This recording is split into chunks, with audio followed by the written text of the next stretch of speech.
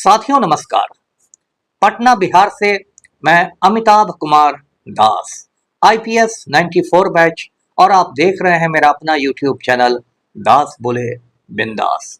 क्योंकि जब बुज़दिलों ने मुंह में दही जमा लिया हो तो दास का बिंदास बोलना जरूरी है। साथियों, खबर यह है कि पुरी के जगन्नाथ मंदिर के रत्न भंडार में हजारों करोड़ के आभूषण और कीमती रत्न हैं और इन पर अब गौतम अडानी की बुरी नजर है। अब इस वीडियो को आखिर तक दिल थाम कर देखिए। साथियों, सबसे पहले इस मंदिर के बारे में जानते हैं।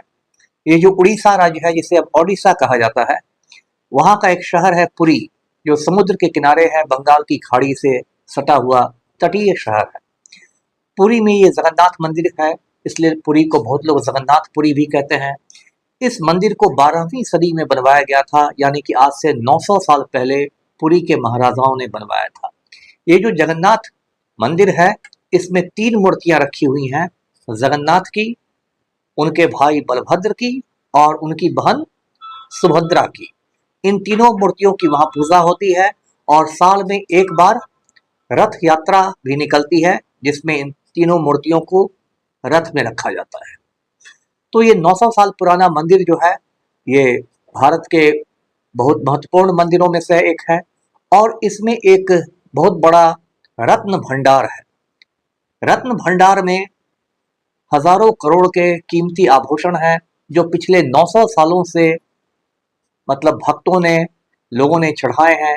जगन्नाथ पर चढ़ाए हैं, बलभद्र और सुभद्रा पर चढ़ाए हैं, या फिर पुरी के महाराजाओं ने जो दान दिए हैं। अब ये जो रत्न भंडार हैं, इसके भी 2 हिस्से हैं।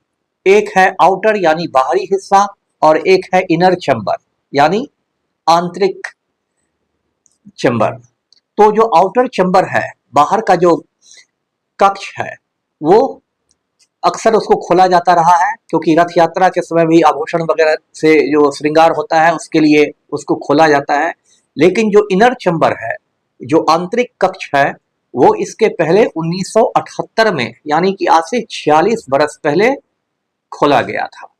और उस समय उससे इतने आभूषण निकले थे, इतने मतलब कीमती रत्न निकले थे। जो कीमती रत्न आप जानते हैं, माणिक है, मूंगा है, पुखराज है, नीलम है, इन सबको कीमती रत्न कहते हैं। इंग्लिश में जेम स्टोन्स कहते हैं। कि 70 दिन लग गए, मतलब 2 महीने से भी ज्यादा लग गए सिर्फ उनकी लिस्ट तैयार करने में और उनका कैटलॉग बनाने में। 1978 के बाद अभी 2-3 दिन पहले इस इनर चैम्बर को, आंतरिक कक्ष को फिर से खोला गया। इसकी वजह यह थी कि बीच में उसकी जो चाबी थी, जिससे आंतरिक कक्ष को खोला जाता था, वो चाबी गुम हो गई थी।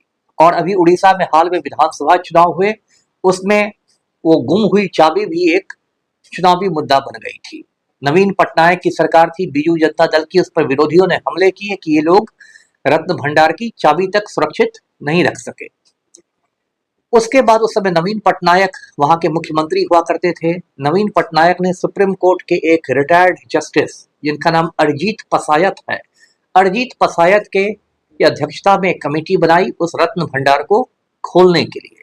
लेकिन इसी बीच उड़ीसा में चुनाव हुए, वहां भाजपा सत्ता में आ गई। मोहन मांझी उड़ीसा के पहले आदिवासी मुख्यमंत्री बन गए और उसके बाद ये जो अरिजीत पसायत वाली कमेटी थी, इस कमेटी को भंग कर दिया गया और जो नई कमेटी बनी, उसमें उड़ीसा हाईकोर्ट के रिटायर्ड जस्टिस हैं विश्वनाथ रथ, उनको अध्यक्ष बनाया गया। तो अब ये जो इनर चैम्बर खोला गया रत्न भंडार का, उस समय वहां जस्टिस विश्वनाथ रथ मौजूद थे। जो मंदिर की प्रबंधन कमेटी है, उसके जो चेयरमैन हैं अरविंद पाधी वहां मौजूद थे। इसके अलावा जो पुरी के महाराज हैं, जिनको गजपति महाराज भी कहते हैं, उनका एक प्रतिनिधि मौजूद था और जो डीएम एसपी सब तो थे ही। और पुरोहितों ने मतलब पूरा ग्रह नक्षत्र की गणना करके बताया कि दोपहर का 1:28 बहुत ही शुभ मुहूर्त है रत्न भंडार को खोलने का। रत्न भंडार की इस बार भी चाबी नहीं थी, तो उसको मजिस्ट्रेट के सामने उसके ताले को तोड़ा गया और फिर उसमें लोग घुसे।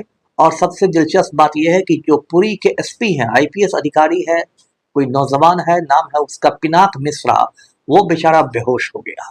अब उसकी बेहोशी की वजह मुझे नहीं मालूम, मुझे लगता है कि इतने सारे मतलब आभूषण और रत्नों को देखकर बेचारे एसपी साहब भोले भाले बालक होंगे, तो कुछ ज़्यादा ही घबरा गए और उनको बेहोशी आ गई। तो खैर एसपी साहब को फिर बेहोशी से बाहर किया गया और उसके बाद सबका डिजिटल कैटलॉग तैयार किया गया, यानी कि सबकी सूची तैयार की गई कि इसमें कितने आभूषण हैं, कितने रत्न हैं।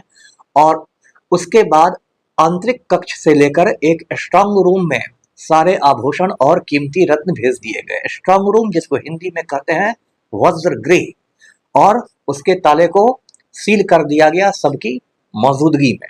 एक दिलचस्प बात मैं और बताऊं कि एक पुरानी मान्यता है कि जो सांप होते हैं, खास के नागराज जिसको इंग्लिश में कोबरा कहते हैं, नागराज जो होते हैं वो पुराने खजानों की रक्षा करते हैं।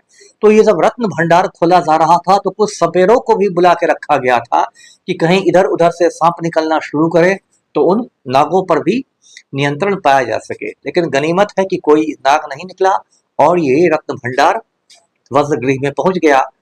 अब देखिए रत्न भंडार वज्रगृह में पहुंचेगा तो उस पर नजर लग गई गौतम अडानी की, क्योंकि गौतम अडानी के चपरासी आजकल इस देश के प्रधानमंत्री हैं, नरेंद्र मोदी। और गौतम अडानी इतने रत्नों पर नजर है और ऐसी चर्चा है कि भाजपा सरकार बनने के साथ ही उड़ीसा में जिस फुर्ती के साथ रत्न भंडार को खोला गया है, उसके बाद अब नेक्स्ट कदम सरकार का क्या होगा कि इन रत्नों की नीलामी होगी और फिर नरेंद्र मोदी के मालिक गौतम अडानी को ये सारे रत्न, सारे आभूषण औने पौने दाम में कौड़ियों के मोल बेच दिए जाएंगे। जिस तरह मोदी ने देश के बंदरगाह, देश के हवाई अड्डे, भारतीय रेल को गौतम अडानी को औने पौने दाम में बेच दिया है। और ये इल्जाम मैं अपने मन से नहीं लगा रहा हूँ। केदारनाथ मंदिर में 228 किलो सोने की चोरी की खबर है और ये आरोप लगाया है शंकराचार्य अवि मुक्तेश्वरानंद ने, जो ज्योतिर्मय पीठ के शंकराचार्य हैं। मैं तो घोर नास्तिक व्यक्ति हूँ, लेकिन शंकराचार्य तो बड़े ऊंचे धार्मिक पद पर माने जाते हैं। उन्होंने कहा है कि केदारनाथ मंदिर से 228 किलो सोने की चोरी हो गई है। आप जानते हैं उत्तराखंड में जो 4 धाम हैं, केदारनाथ, बद्रीनाथ, गंगोत्री और यमुनोत्री, तो केदारनाथ ओरिजिनल उत्तराखंड में है, लेकिन अब इन लोगों ने दिल्ली में भी एक फर्जी केदारनाथ मंदिर बनवाना शुरू किया है, जिसका बहुत सारे पुरोहित विरोध कर रहे हैं। ये वीडियो मैंने इसलिए बनाया है कि ये जो रत्न भंडार है जगन्नाथ मंदिर का, वो जल्दी ही गौतम अडानी की जेब में जाने वाला है। तो इसलिए मुझे, आपको, सबको चौकन्ना रहना पड़ेगा। वीडियो को लाइक करें, शेयर करें और चैनल को सब्सक्राइब कीजिए। धन्यवाद। जय हिंद।